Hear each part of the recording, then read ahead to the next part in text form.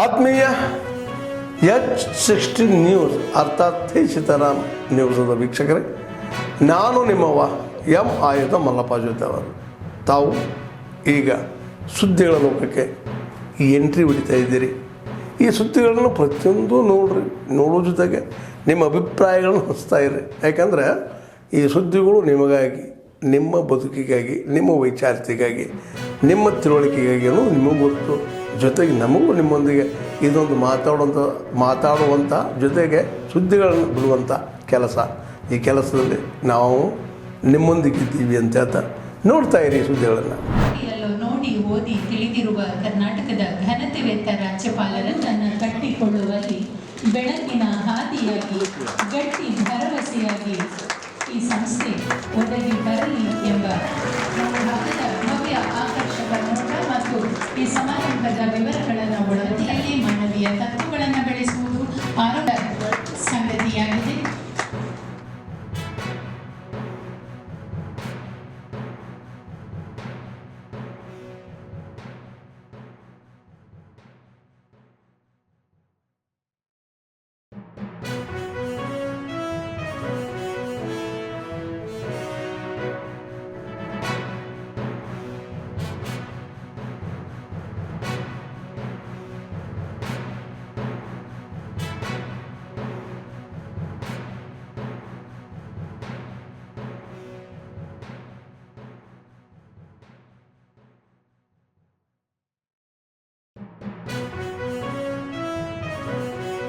सेवा करना और मानवता की उस परंपरा का प्रतीक है जिससे भारतीय रेड क्रॉस सोसाइटी पिछले 100 वर्षों से आत्मीयता के साथ निभा रही है।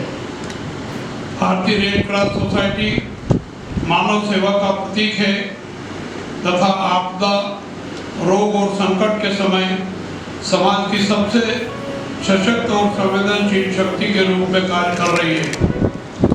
रेड क्रॉस का इतिहास मानवता, निष्काम सेवा और साहसिक कर्तव्य निष्ठा से भरा हुआ है। रेड क्रॉस का एक ही धर्म है, मानवता, एक ही लक्ष्य है, सर्वजन हिताय सर्वजन सुखाय। ರೆಡ್ ಕ್ರಾಸ್ ಸೊಸೈಟಿ ಬರೀ ನಾವಿವತ್ತು ಬ್ಲಡ್ ಅನ್ನು ಜನರಿಗೆ ಅದು ಪೇಷಂಟ್ ಕೊಡುವಂತ ಸೊಸೈಟಿ ಅಲ್ಲ.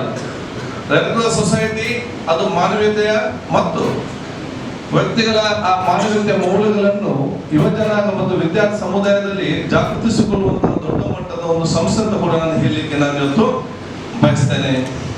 ಇವತ್ತು ಚಿಂತನೆ, ಮಾನವೀಯತೆ, ಸಹಕಾರ ಮತ್ತು ಭವಿಷ್ಯ ದಿನಗಳಲ್ಲಿ ಹೇಗೆ ನಾವು ಪರೋಪಕಾರವಾಗಿ ಜನರಿಗೆ ನಮ್ಮ ಸೇವೆ ಮಾಡಬಹುದಂತ ಯಾವನಾದ್ರೂ ಎಲ್ಲಿಂದ ಸಂಘ ಸಂಸ್ಥೆಯಿಂದ ಕಲಿಬೇಕಂತ ಹೇಳಿದ್ರೆ ಅದು ಮಂಗಳೂರು ದಕ್ಷಿಣ ಕನ್ನಡ ಜಿಲ್ಲೆಯ ರೆಡ್ ಕ್ರಾಸ್ ಸೊಸೈಟಿ ನೋಡಿ ಕಲಿಲಿಕ್ಕೆ ಬಹಳಷ್ಟು ಇದೆ ಅಂತ.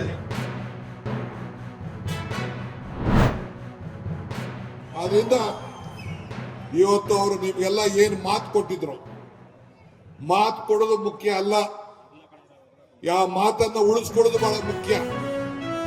ಹಂಗೆ ಇವತ್ತು 16 ಕಾರ್ಯಕ್ರಮಗಳನ್ನ ಇವತ್ತು ಏನಿಲ್ಲಿ ನಾವು ಮಾಡಿದ್ದೇವೆ, ಅದನ್ನ ಮಾಡಿ ಇತಿಹಾಸ ಪುಟಕ್ಕೆ ಸೇರಿದ್ದಾರೆ ಅನ್ನೋದು ನನಗೆ ಬಹಳ ಸಂತೋಷ ಆಗ್ತಾ ಇದೆ. ಕೈ ಮುಂದೆ ಹಾಕಿ ಸರ್. ಭಾರತ್ ಮಾತಾ ಕಿ, ಭಾರತ್ ಮಾತಾ ಕಿ, ವಂದೇ ಭಾರತ್ ಮಾತಾ ಕಿ,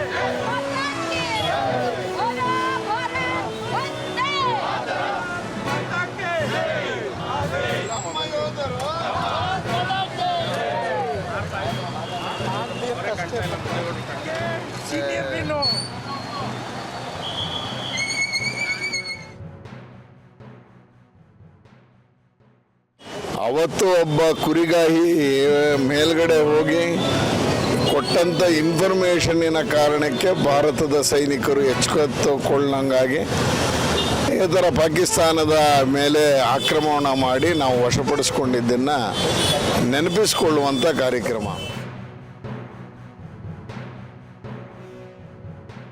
ಲಕ್ಷ ಜನ ಸೈನಿಕರು, 65,000 ಜನ ನೌಕಾದಳ, ಸುಮಾರು 1,25,000 ಜನಸಿಗಿರ್ತಕ್ಕಂಥ ಏರ್ಫೋರ್ಸ್, ಇಷ್ಟೆಲ್ಲವೂ ಕೂಡ ಭಾರತ ದೇಶವನ್ನು ಕಾಯ್ತಕ್ಕಂಥ ಕೆಲಸ ಮಾಡ್ತಿದ್ದಾರೆ.